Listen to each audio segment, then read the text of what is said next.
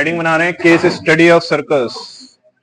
Study of circles में पहली case study लिख रहे हैं, लिखो Arun recently bought a gold coin. Arun recently bought a gold coin from a jewelry shop. Arun recently bought a gold coin from a jewelry shop. Full stop. To protect it, comma लगा कर लिखेंगे, he placed the gold coin. To protect it, he placed the gold coin in a triangular box.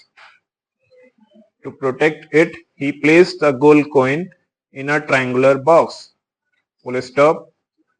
The edge of the triangle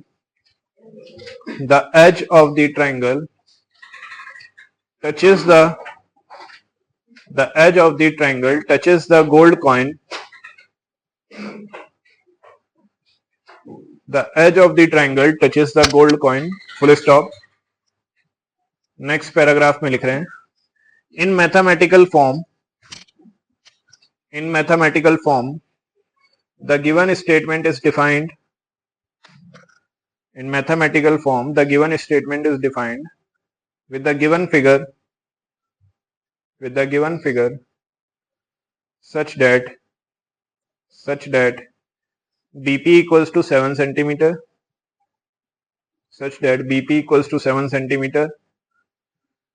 comma CP equals to 4 centimeter,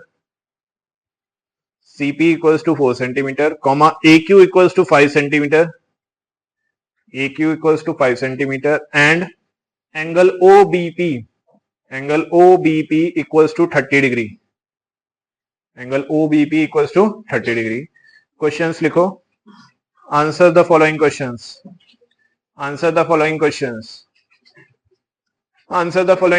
में पहला question लिख रहे हैं, find the length of tangent line AB. Next, second question, find the radius of the gold coin.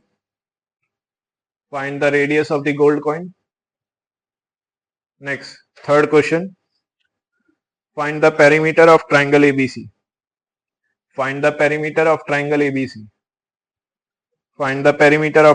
ABC. देखेंगे, सीखेंगे, समझेंगे. यहां पर आपके पास केस स्टडी 1 है. ये इसमें आपको एक सर्कल गिवन है, एक गोल्ड कॉइन है बेसिकली, जो कि सर्कुलर शेप में है, और इस गोल्ड कॉइन को सेव करने के लिए अरुण ने इसको किस में बंद कर रखा है, एक ट्रायंगुलर बॉक्स में.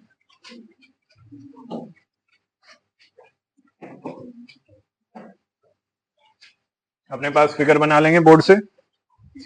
उस ट्रायंगुलर बॉक्स का नाम जो क्वेश्चन में गिवन है वो है ABC.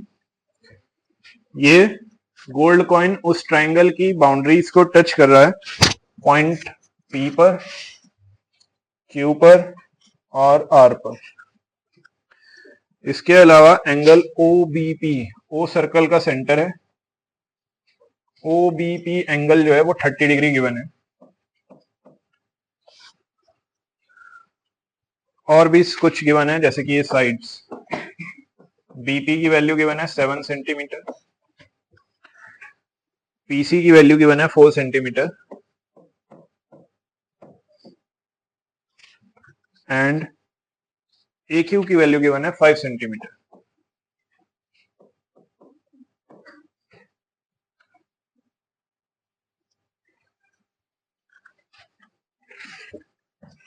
ठीक है. अब आपको फर्स्ट पार्ट में क्या बताना बच्चा, AB की लेंथ बतानी है. तो जरा बोर्ड पर देखेंगे और सीखेंगे. AB साइड ये वाली साइड है बच्चों, जिसको मैंने येलो से मार्क किया है. बहुत ज्यादा आसान है. कौन कौन बता सकता है, रेज हैंड करना एक बार. अंशिका. देखो बच्चों, ये ए आर और ए क्यू इक्वल होगा, reason tangent from the same point are. तो अगर ये 5 है तो ये भी कितना होगा 5। ऐसे ही BP and B R equal होगा, रीजन तो अगर ये 7 है तो ये भी कितना होगा, ये किस किस को क्लियर हो रहा है। अब आपको क्या निकालना है, ए बी निकालना है। तो ए बी निकालने के लिए आप ए आर और आर बी को क्या कर दोगे, प्लस कर देंगे। करते हैं चलो मेरे साथ साथ। A R equals to A Q, reason tangent from same point are equal,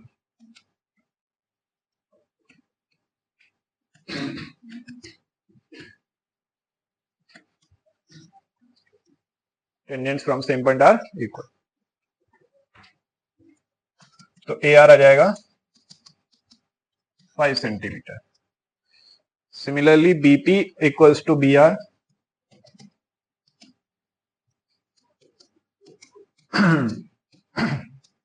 tangent from same point are equal,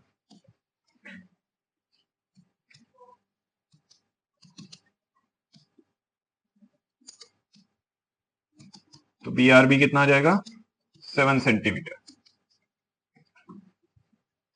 Now what you have to find? You have to find AB. So AB will be AR plus RB.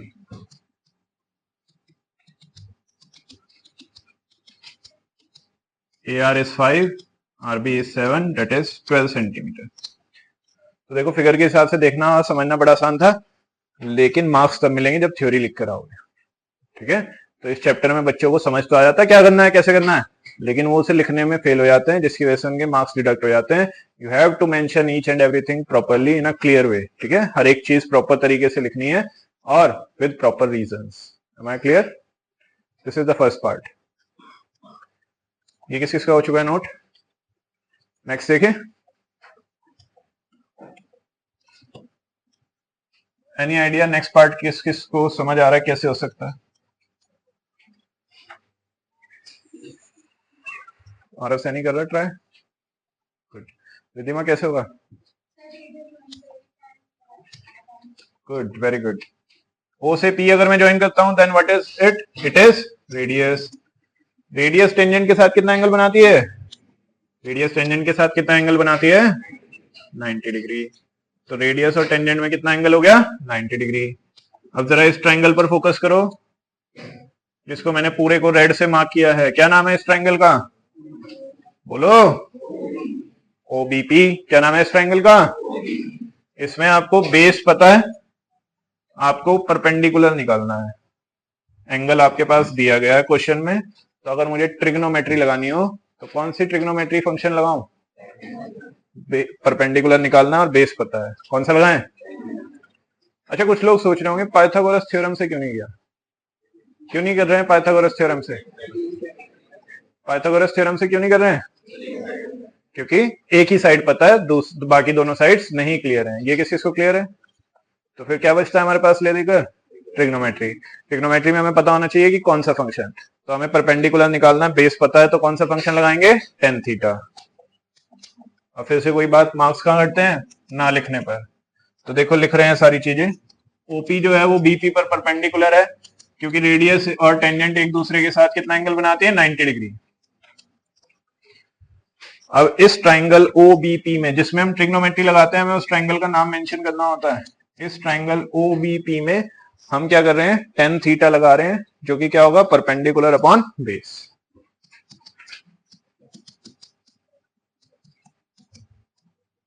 अच्छा, कुछ बच्चे ऐसे सोच लेते हैं कि हमें तो ट्रिग्नोमेट्री आती नहीं, तो हमसे नहीं होगा। ये ट्रिग्नोमेट्री नहीं भी आती है, उसके मेन क्वेश्चन ही तो नहीं आते ना। ये तो बहुत बेसिक सी चीज है, sine theta, cos theta, tan theta, तो ये तो सभी को आता होगा। तो ऐसे नहीं सोचना कि ट्रिग्नोमेट्री नहीं आती तो हमारे से होगा ही नहीं, हो जाएगा, क्योंकि अभी तो बिल्कुल बेसिक सा यूज कर रहे हैं। ठीक है, थीटा कितना लेना है? 30 डिग्री। थीटा मतलब एंगल।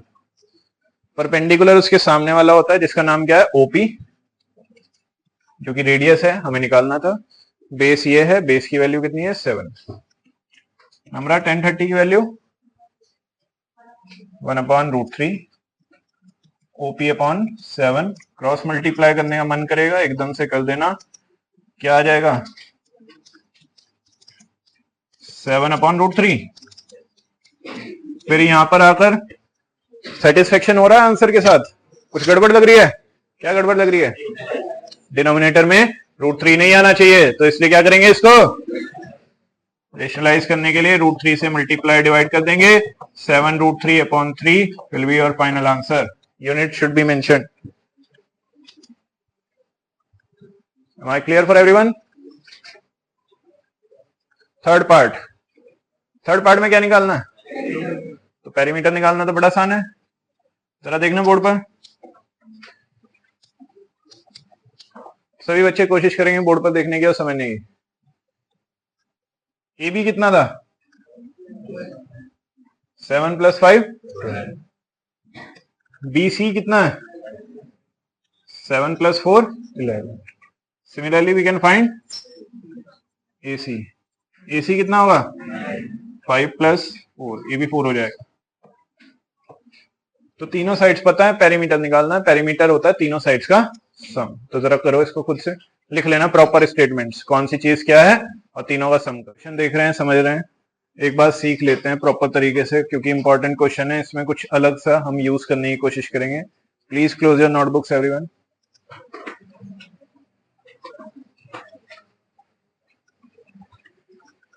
इस केस स्टडी में आपको एक ट्राइंगल दिया है PQR और उसके अंदर एक सर्कल बना हुआ है।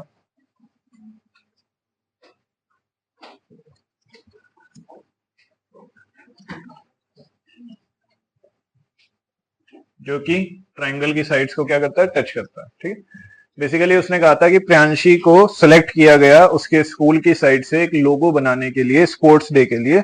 तो उसने कुछ ऐसी शेप दी उसकी, एक ट्राइंगल, और उसके अंदर क्या है, सर्कल है, जिस पर उसने स्पोर्ट्स डे लिखा। राइट, फिर आपसे कहा गया है कि इसमें, इस फिगर में, अगर इस सर्कल का सेंटर O है और ट्राइंगल का नाम PQR है और वो टच करता है इन सभी साइड्स को, किन किन पॉइंट्स पर?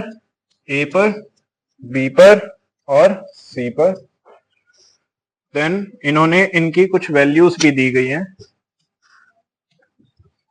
जो PQ वाली साइड है और RQ वाली साइड है और PR वाली साइड है, उन तीनों की वैल्यूज दी गई हैं। PQ की वैल्यू दी है,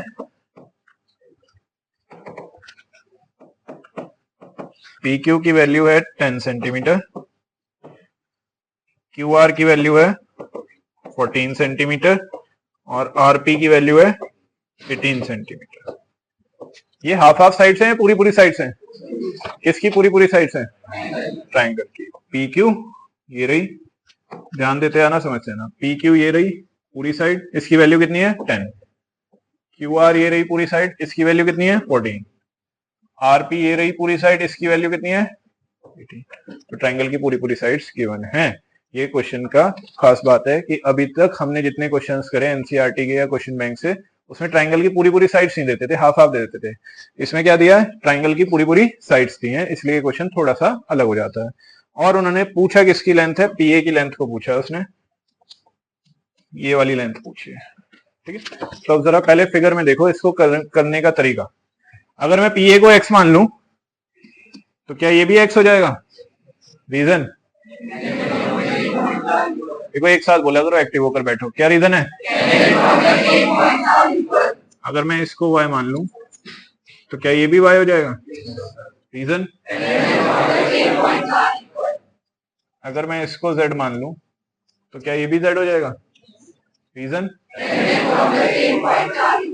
अब देखो क्वेश्चन में करना क्या है, क्या क्या पार्ट्स पूछे हैं उन पे बाद में फोकस करेंगे। पहले मैं आपसे कुछ पूछना चाह रहा हूं, मुझे बताना PQ जो है फिगर के हिसाब से किस किस को मिलाकर बना? PA प्लस तो एक x है और एक y, तो ऐसे लिख दूं x + y। ठीक है, और इसकी वैल्यू कितनी गिवन है PQ की? 10। तो x + y कितना हो गया बच्चों? 10 centimetre.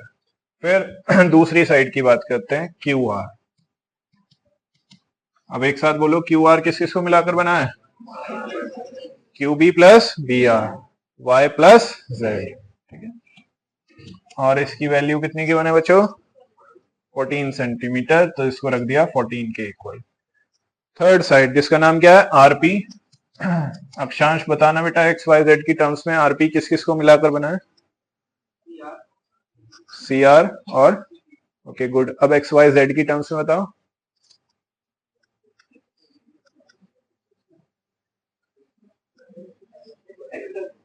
z plus x, x plus Z या z प्लस एक्स। और इसकी वैल्यू कितनी गिवन है? 18। ये फर्स्ट इक्वेशन, ये सेकंड इक्वेशन और ये थर्ड इक्वेशन। ये किस किस को क्लियर है यहां तक? अब मैं इन तीनों इक्वेशंस को क्या करने वाला हूं? प्लस करने वाला हूं। और देखो उससे क्या होता है हमारे पास, ऐड करने वाला हूं first, second and third equation को। अब होगा क्या उससे, लेफ्ट हैंड साइड सारी लेफ्ट हैंड साइड में ऐड हो जाएगी और राइट हैंड साइड सारी राइट हैंड साइड में ऐड हो जाएगी।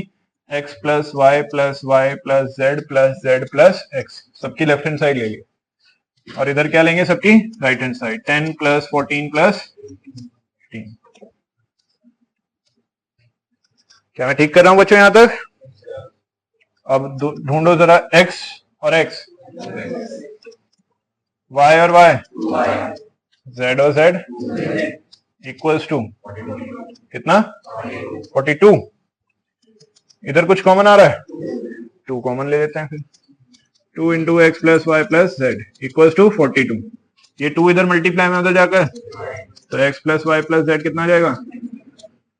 ये किस किस को समझ आ रहा है यहां तक? कोई दिक्कत परेशानी? क्लियर हुआ ये कैसे किया मैंने? अभी देखते हैं ना, समझते हैं ना जरा बोर्ड पर।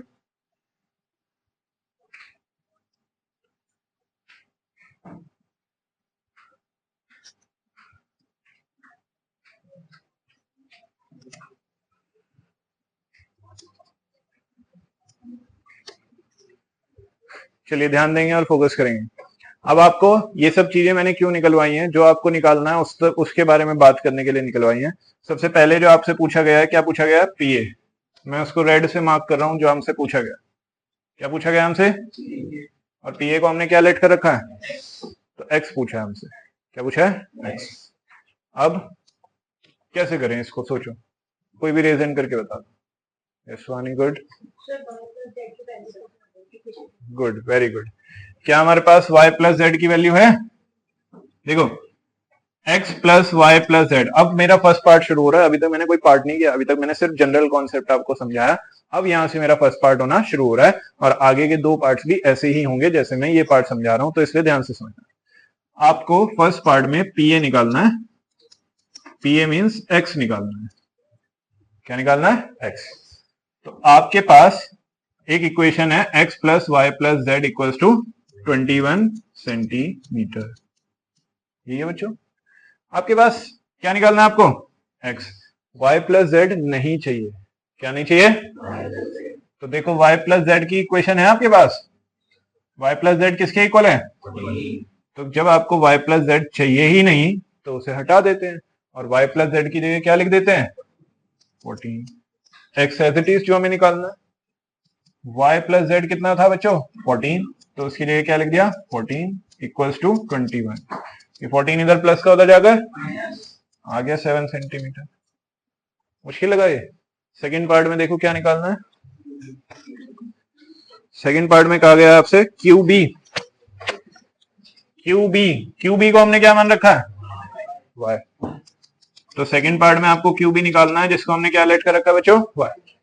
अब फिर से ये इक्वेशन है x plus Y plus Z equals to 21। अभी हमारे पास एक ऐसी इक्वेशन बन गई है जिससे हम तीनों वेरिएबल्स निकाल सकते हैं। ये हमारे पास रामबाण इक्वेशन बन गई है। अब हमें इससे निकालना है कौन है? y। कौन निकालना है? y। कौन नहीं चाहिए? ना x चाहिए ना z। तो x plus Z, x plus Z कितना है? तो क्यों ना x प्लस जेड की जगह 18 लिख दिया जाए। तो क्या बचेगा?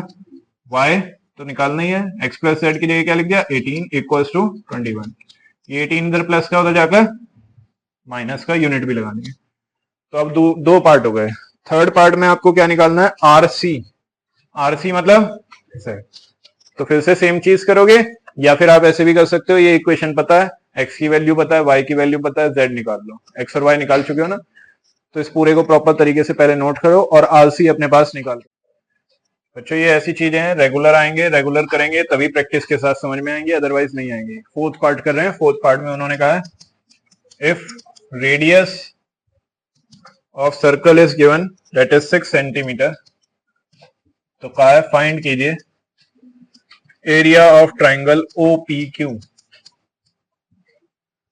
तो आपके पास ये ट्राइंगल की बात हो रही है OPQ, इसको मैं ब्लू से मार्क कर रहा हूं OPQ।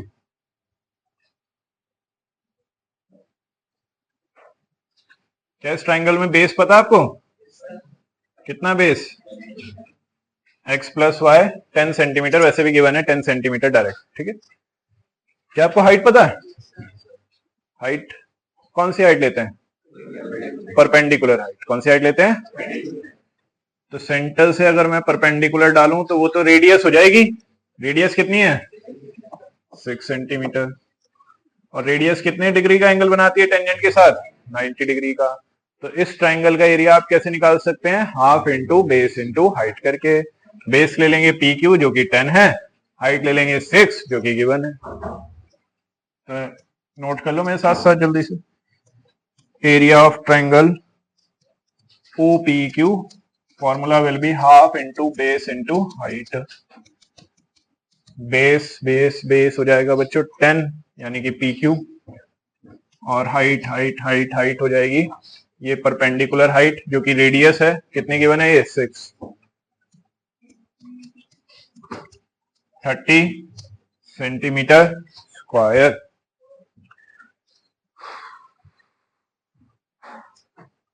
मुश्किल है? समझ आ गया सबको? नेक्स्ट पार्ट देखो। नेक्स्ट पार्ट जो अब तक का सबसे इंपॉर्टेंट पार्ट है इसमें, find the ratio. Find the ratio of area of triangle PQR to the triangle area of triangle OPQ।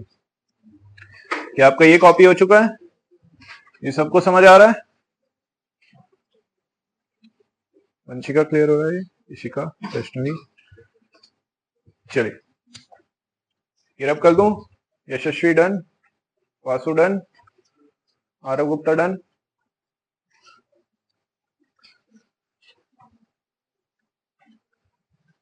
In fifth part, what they are saying that you have to find ratio, किसकी ratio? Area of triangle PQR और area of triangle OPQ, ये find करना आपने, ठीक है। अब OPQ वाली तो आपके पास है ऑलरेडी, अभी आपने निकाला था OPQ का एरिया कितना आया था? 30। तो एक तो है ऊपर वाले का एरिया निकालना है PQR। तो PQR जरा देखना, मैं व्हाइट से मार्क कर रहा हूं PQR। बताएंगे जरा PQR इक्विलेटरल ट्राइंगल है, आइसोसेलेस ट्राइंगल है या राइट एंगल ट्राइंगल है? इक्विलेटरल नहीं है क्योंकि तीनों साइड्स इक्वल नहीं है, अलग अलग हैं। आइसोसेलेस भी नहीं है, तीनों साइड्स अलग अलग हैं। 90 डिग्री वाला भी नहीं बन रहा ये, क्योंकि इसमें हमारे पास एल्टीट्यूड नहीं है। एल्टीट्यूड फिर यहां से आएगा ना इसका पूरा पूरा, वो तो है नहीं हमारे पास। ओके, तो ये कैसा ट्राइंगल है? स्केलन ट्राइंगल है। और स्केलन ट्राइंगल का एरिया निकालने के लिए कौन सा फॉर्मूला? एक ही ऑप्शन बचता है फिर तो। चलो फिर लगाओ हिरॉन्स फॉर्मूला, सबको आता है। मैं बोर्ड पर लगा रहा हूं, आप अपनी नोटबुक में लगाओ। पहले एस निकालेंगे। एस क्या होता है? चलो जल्दी से शुरू हो जाओ।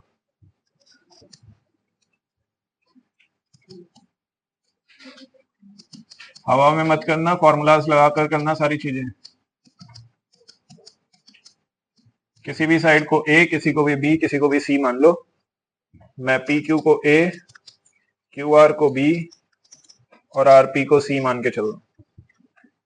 10 plus 14 plus 18 upon 2, 42 upon 2, that is 21 centimetre.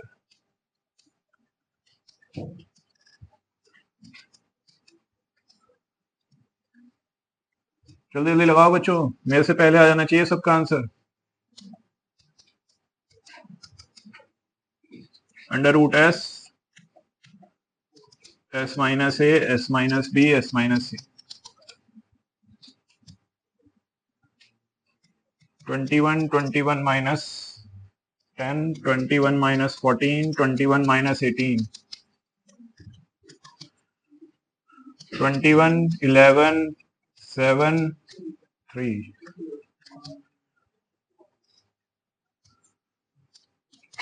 7 3s are 21, 21 का पेयर बाहर आ जाएगा, पेयर में से एक बाहर आता है, एक खत्म हो जाता है, और क्या बचेगा? Under root centimetre. कुछ बच्चे जल्दबाजी में यही आंसर छोड़ देते हैं और मार्क्स कटवा लेते हैं, क्योंकि सिर्फ ये थोड़ी ना पूछा है, क्या पूछा है? रेशो। तो अब रेशो भी तो निकालनी है।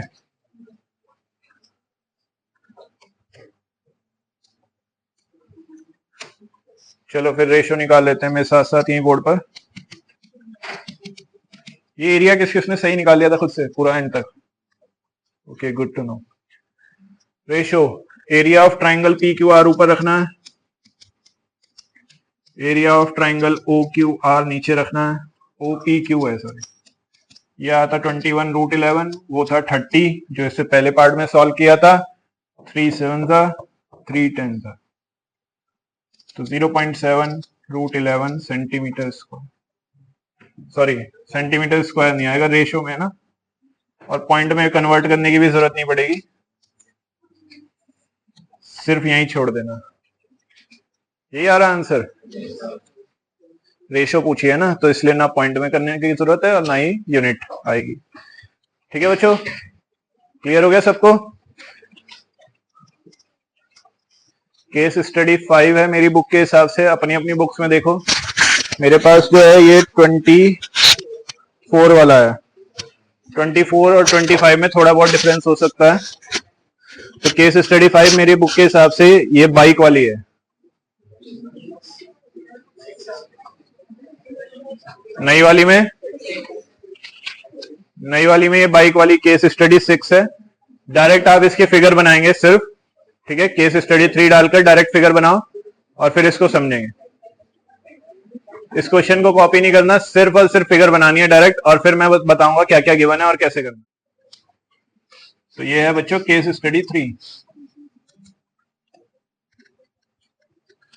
अब ये जो केस स्टडी 3 है, इसको ध्यान से समझने की कोशिश करेंगे। पहले मैं आपको इसकी थ्योरी समझा रहा हूँ।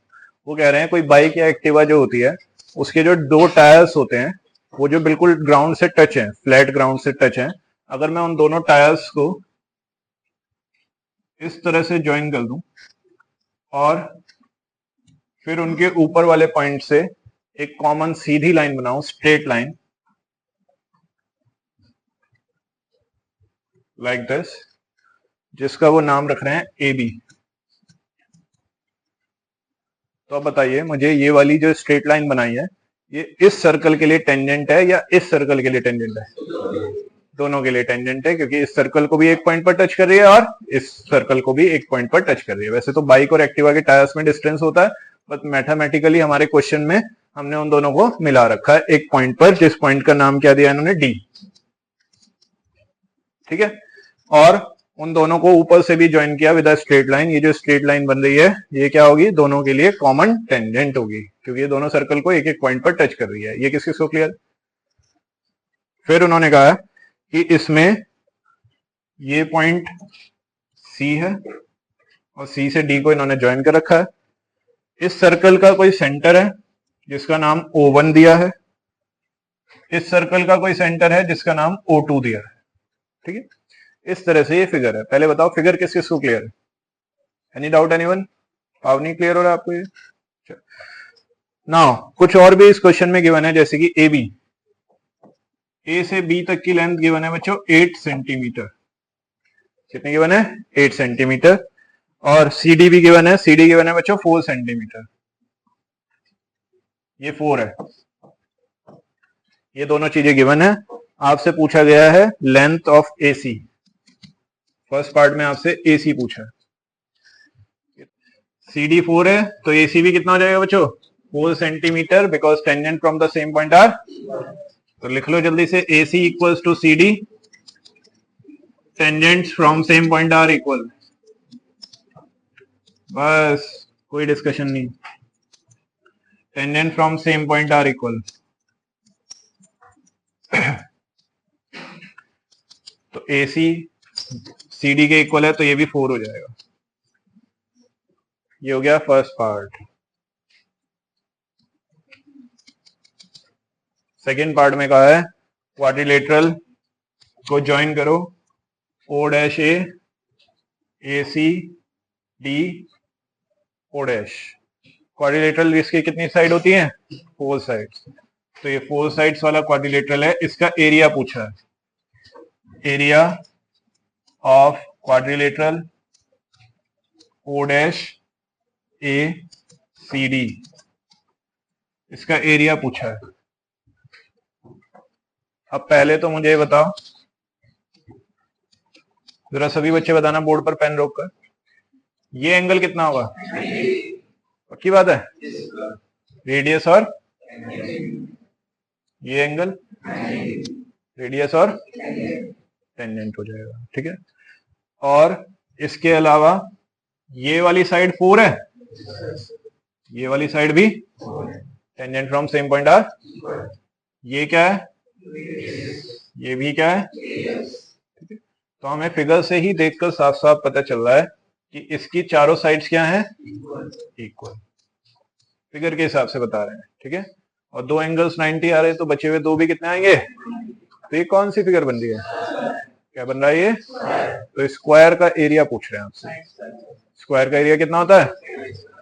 तो हम यहां पर लिख सकते हैं फ्रॉम फिगर, फिगर में मेंशन कर देना लेकिन सारी चीजें, फिगर में शो कर देना सारी चीजें जो जो मैंने की है, ठीक है। O dash ACD is the square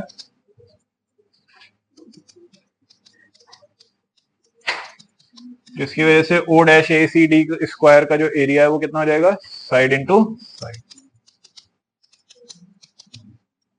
side 4 है तो 4 इंटू 4 16 सेंटीमीटर। इसके बाद इन्होंने पूछा है कॉमन टेंजेंट्स पूछी है। कितनी कॉमन टेंजेंट्स है सर्कल में? तो एक कॉमन टेंजेंट तो ए बी हो गई, ठीक है, जो दोनों सर्कल को टच कर रही है। एक कॉमन टेंजेंट कौन हो गई? सी डी, ये भी तो दोनों सर्कल को टच कर रही है एट सिंगल पॉइंट डी, ठीक है। तो लास्ट पार्ट का आंसर थ्योरेटिकल है, सिंपल सा, 2 common tangents are A B and C D. Clear? ये कुछ इंपॉर्टेंट केस स्टडीज थी जो सर्कल्स के ऊपर बेस्ड थी। समझ आई?